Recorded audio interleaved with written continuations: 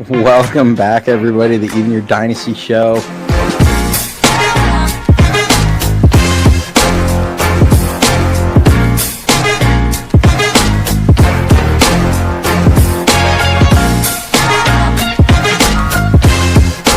We just got breaking news in.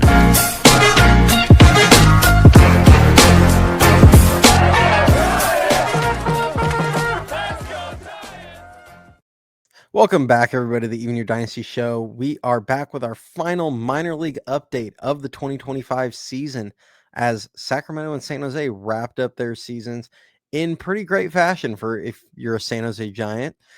They finished off their first Cal League title in, I believe, 4 years. I think 2021 was their last Cal League title. They won it by sweeping the playoffs. They won 2 from Fresno and took 2 from Inland Empire to win the championship. So we're going to dive in on that here in a moment. But it's sad to end the season for the minor leagues, and this will be our last one for this season. But of course, we'll be bringing these back next season. I know you guys enjoy these, and if you enjoy all the content that we bring, please do hit that like, hit that subscribe, all that good stuff. Click that bell so you can get notified. We're going to have a pretty full off season. I feel like we got a lot of people that we're hoping to bring on for interviews, a lot more player interviews, and some others that we're going to bring on. We'll still do our regular content, talking off season rumors and all the good stuff. So even though the Giants season appears to be, heading towards a close here in the next 6 days, we'll still be bringing a lot of Giants content to you in the off season. So if you do enjoy it, please do hit the like, hit the subscribe. It does a ton for the channel growth. But we're going to jump right into San Jose. We're going to start San Jose first this week because you know what? They're your Cal League champs. They deserve it. They should get the first dibs. Like I said, they did play Inland Empire. They swept them game 1. They won 7-3. The big hit came from Diego Cartaya. They were trailing 3-2. He hit a 2-run home run to take the lead. A couple other people to mention in that game. Keener Martinez started it, went 5 1/3, gave up 3 earned runs. He had a solid overall start, kept him in it, and the offense took over from there. Trevor Cohen, third round pick from this season, went 3 for 4, had an RBI single. And Walker Martin, 2024 second round pick, 2023 second round pick, went 2 for 3 with a walk. He is going to head to the Arizona Fall League, which I think is a great thing for him because they're kind of getting to that point where they need to start speeding up his development a little bit. So you're going to see him heading to the Fall League, but he had a nice game in game 1. Then turning the page over to game 2, they won that game 4-2. A couple really good pitching performances from them. Luis De La Torre, 4 1/3, gave up 2 earned runs, 6 hits, 2 walks, 5 strikeouts. He turned the ball over to Hunter Dryden, just like they did in their game 1 win against Fresno. And Hunter Dryden almost got him across the finish line, 4 2/3, no earned runs, 3 hits, 0 walks, and 3 strikeouts. Handed the ball to Cade Verdon to get the final out, who received the save in that game. The big offense for them came in the 6th. They had a Diego Cartaya RBI single, which then that tied the game. Cartaya also had two RBIs. He had an RBI single earlier in the game. Then Walker Martin drew a bases loaded walk, and then Cameron Maldonado had an RBI single to extend the lead to 4-2, and that was all they ended up needing as the pitching shut it down. So big congratulations are in order for San Jose. We obviously, there's a couple guys on that team that have come on here with us. They deserve all the love. Make sure you guys, blow up their social medias with congratulations. So moving over to Sacramento, though, who ended their season playing Round Rock in Sacramento. They went 3-3 in that series. They finished the season 77-73. Overall, a solid year. Not they weren't the most exciting watch on the entirety of the season. Once Bryce got there, got a lot more interesting. Then they added some guys, some good arm like Tidwell. Brought up a couple relievers, and they had quite a bit of pitching that really should be seeing time in the majors, as we've seen in recent weeks. So, starting off with their number 4 prospect, Carson Wisenhunt, who did return from the IL. He pitched in 2 games, went 4 2/3 innings, 3 earned runs, 6 hits, 3 walks, 3 strikeouts. Finished the year for him with 131 innings combined between the minors and majors. We'll see. Maybe he does make one last start in San Francisco as the season's about to come to a close, but that's where he's at currently.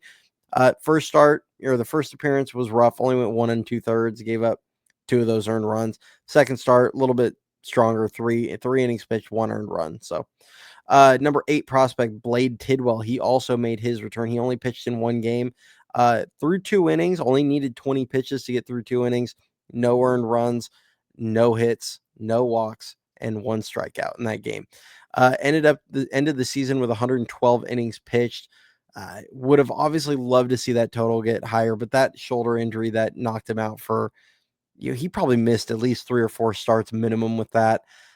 That probably robbed him of getting at least up into that 130 range. But overall, still a successful year for him. I expect we're going to see a lot of Tidwell next season in the major leagues. I feel like he's a guy that's ready to contribute as soon as next season, possibly on the opening day roster. We'll see. Number 13 prospect, Marco Luciano, 2 for 20, a walk, 11 strikeouts, and a stolen base. This very well might be the last we see of him in the Giants organization, in like regular season ball. Obviously, I anticipate him being on the, spring training invites, but I do anticipate he's going to be a guy that we see get moved here before next season starts. Number 18 prospect, Trent Harris, pitched in 2 games, went 1 1/3 innings pitched, 0 earned runs, 1 hit, no walks, no strikeouts. Nice solid way to finish the year for him. He's a guy that to keep an eye out on as a possible bullpen arm for the Giants next season, as we look at a bullpen that's pretty thin overall. Hopefully the Giants are going to get Eric Miller back. They're going to probably be without Randy Rodriguez. Now all of a sudden it sounds like Reggie Crawford might miss some to all of next season, as he had a setback with his shoulder injury. Time's going to tell there, but I think Harris is a guy that you can look at that has a good chance of being on the roster. And another guy that you may see on next season's roster, Jesus Rodriguez. He finished the year 4 for 20, 2 doubles, a walk, and a strikeout. And a little nugget from or Alex Pavlovich, who mentioned that Rodriguez is kind of on the taxi squad.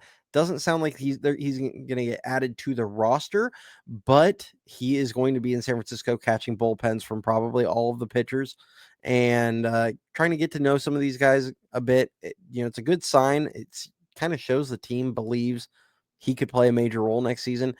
And why not? I mean, you look at his bat, he hit 307 this season, I think 300 with Sacramento since they traded him, or 309. He swung the bat really well, has a great opposite field approach. Glove's a little bit of work in progress, as we mentioned in the past, but I've watched a few of his starts behind the plate. I think he's farther along than Blake Sable was when Sable got, traded to the Giants a couple years ago. It's not saying much, but I mean, I feel like he's farther along than that. So, maybe you can see him make a big jump in the offseason with his defense. Number 22 prospect, Mason Black, they transitioned him into the bullpen for the last couple weeks of the season. Pitched in 2 games, went 2 2/3 innings, no earned runs, 2 hits, a walk, 3 strikeouts. If he's going to stick around in San Francisco, his future is probably going to be in the bullpen. I don't think he's going to stick as a starter at this point with the big league team. Hayden Birdsong threw 4 2/3 innings, 5 earned runs, 6 hits, 5 walks, 2 strikeouts. They need to get into the offseason, get into the lab, figure out what's going on with his command.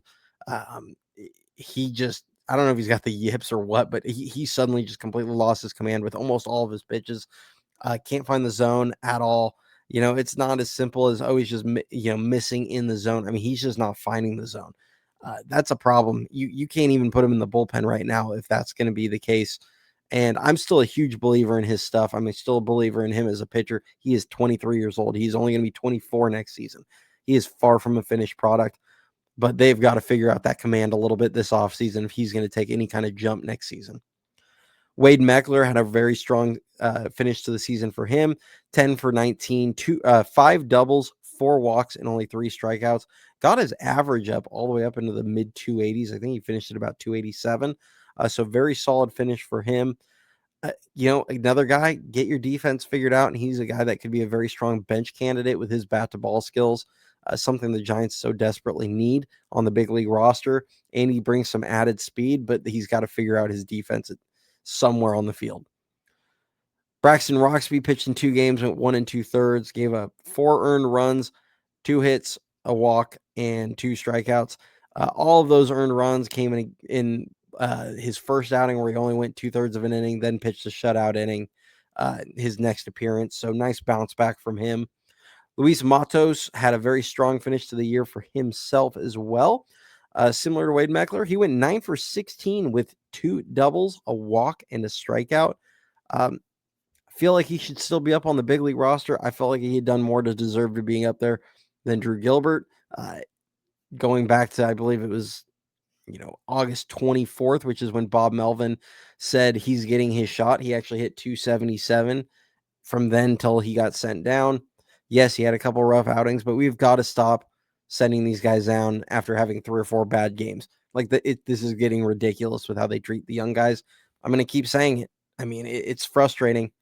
I don't know what his future might look like. He's a guy that I think could be in play as a starter next season. He's also a guy that I could see getting traded. There's this just huge variety of outcomes I could absolutely see all being in play for Luis Matos. So we'll see how that ends up, but very strong finish to the season for him. Tyler Fitzgerald went 6 for 23, 2 doubles, 3 walks, and 9 strikeouts.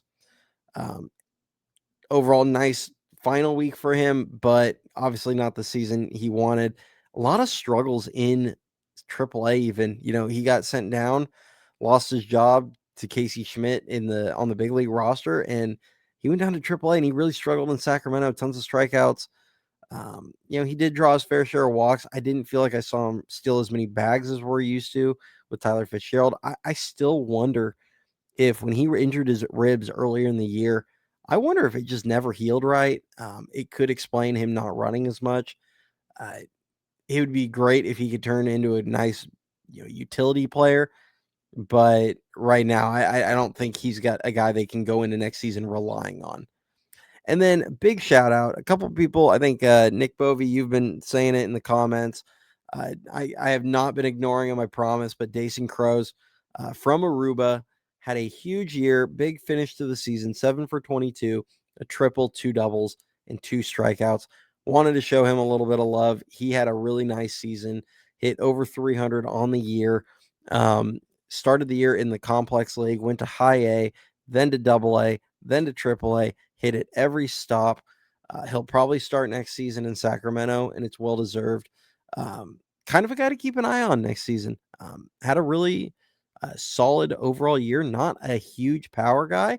That's all right. He doesn't strike out a ton, gets on base, hits for a good average. It's an offensive profile the Giants desperately need. So big shout out to him. Wanted to make sure he got, kind of thrown on everybody's radar a little bit going into the offseason. So that's it, guys. That's all we got for the minor leagues this year. Like I said earlier, we do have quite a few guys we are looking to bring on the show. Hopefully we can get those started pretty soon. We do want to give these guys a little bit of a break. They just had a long season. Let them settle in a little bit, but we're going to try and get some of them on as the offseason progresses, and we'll continue putting out our normal, offseason rumors. Who knows? Maybe we see a coaching change or something going on pretty early on. Hopefully we see some, lots of action. I can't imagine Buster Posey is okay with the product that he saw the second half. They've invested a ton of money into a ton of players, and they want to see a winner. And I don't think the team's as far off. Yes, the pitching is very far off right now because they kind of gutted it and guys were hurt. But you get guys like Landon Root back. If Tidwell's solid, I think you can sign 1 or 2 pitchers or acquire 1 or 2 pitchers for the rotation, feel pretty good like you have some solid depth there, and then go into the bullpen. They're going to really need to bring in a lot of guys there. But, I think if you upgrade the pitching staff, the team's got a chance to compete. And they've got some young guys right there on the doorstep. Some of them we're seeing in San Francisco right now. And there's a couple guys there in Sacramento that I think can contribute next season. They just got to find a way to play cleaner ball. I mean, to me, that's what it's going to come down to. But like I said, that's all I got for the minor leagues. updates this season. Appreciate y'all. Hit that like, hit that subscribe. Go Giants. We will catch you Thursday night with our final regular season live show. And then it's on to the off season or, postseason if some sort of act of God occurs. But other than that, we'll see you all next time.